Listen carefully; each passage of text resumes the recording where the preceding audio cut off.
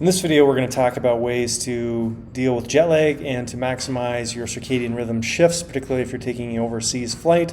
Many of you might work shift work like I did in the emergency department for a number of years, and I think this is super important, particularly if you want to maximize your vacation enjoyment. And so I'm going to provide a variety of free tools that you can utilize, and I'll provide some links below the video that I want you to check out, including Peter Attia and Dr. Andrew Huberman as well.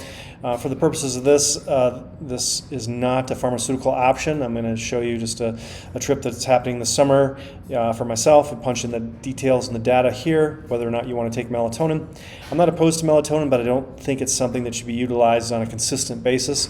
And this is a totally free tool. I have no affiliation with it. We'll punch out a grid that will show you how you can start shifting your circadian rhythm. It'll give you a day-by-day breakdown of what you should do.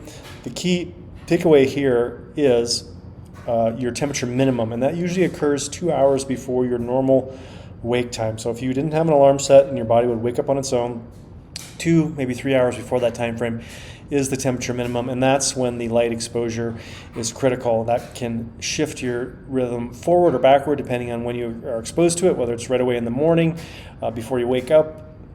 A little bit hard to do, obviously, or if it's in the midday or afternoon. It all has different effects that we'll talk about in another video, but I'm going to provide some links below that will spell out different mechanisms to do this. I'm not a huge fan of pharmaceuticals for a variety of reasons. Obviously, if you're taking something that has some anticholinergic properties that can make you dehydrated, you make your mouth dry, cause tachycardia.